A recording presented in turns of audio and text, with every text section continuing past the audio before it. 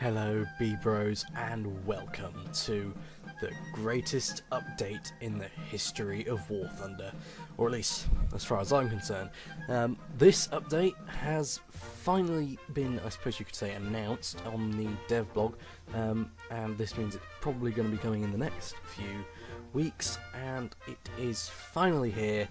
British tanks. That's right, we're finally getting T-tanks.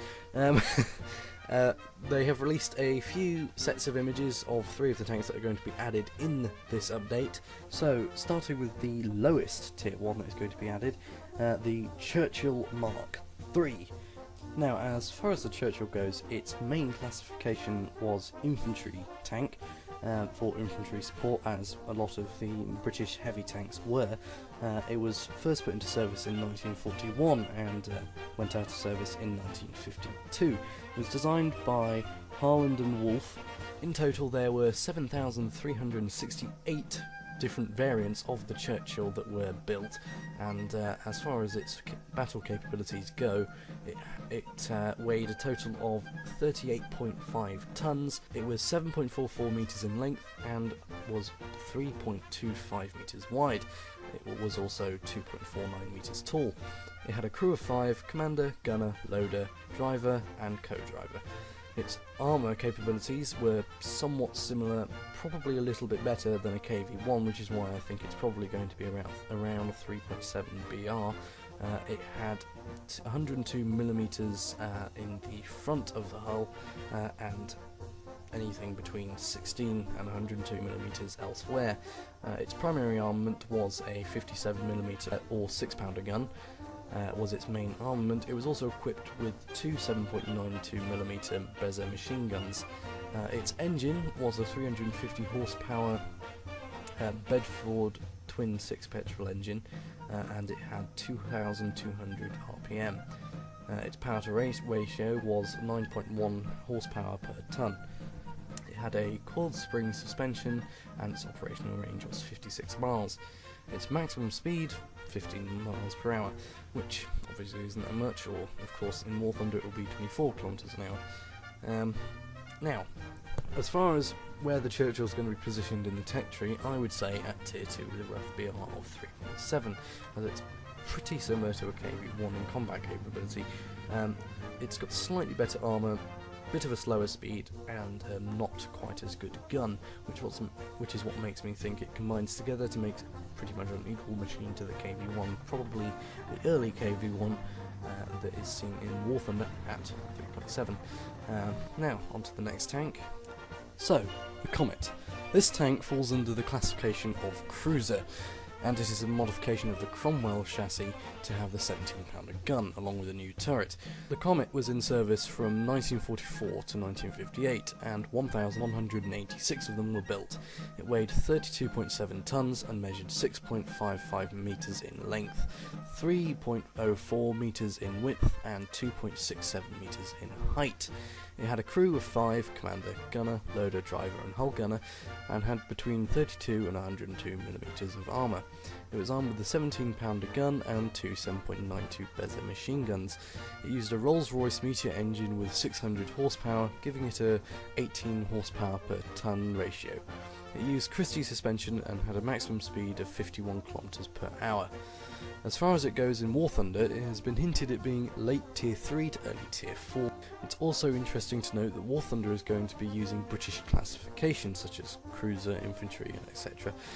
As with the feature in ground forces, where a tank you're not close enough to identify is just shown as classification when in the air, the Grant 1, currently in American Premium, is shown as a cruiser tank, as me and Sidescrape found in a custom battle the other day. Anyway, on to the next tank, Centurion. So, the Centurion. The Centurion falls under the classification MBT, or Main Battle Tank. It was put into service in 1945, and some variants of it are still in service today.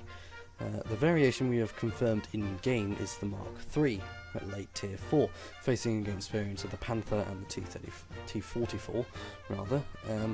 The Centurion weighed 52 tons, had a length of 7.6 metres, width of 3.38 metres and height of 3.1 metres, along with a crew of 4, the commander, gunner, loader and driver. It had between 51 and 152 millimeters of armour and was armed with a 20-pounder gun, with a 30 caliber coaxial machine gun.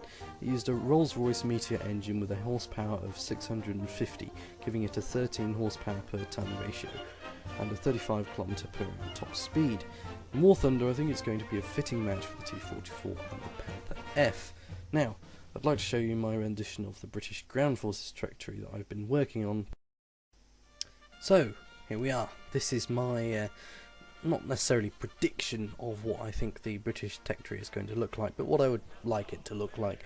I think it's quite nicely presented, actually. I've got my lovely little bars of segments for all the different kinds of tanks. Now, when I made this, I wasn't actually aware of the fact that they're going to be using classifications such as cruiser, main battle tank, and infantry tank. However, it doesn't really matter, it's just representation of what each classification of tank is.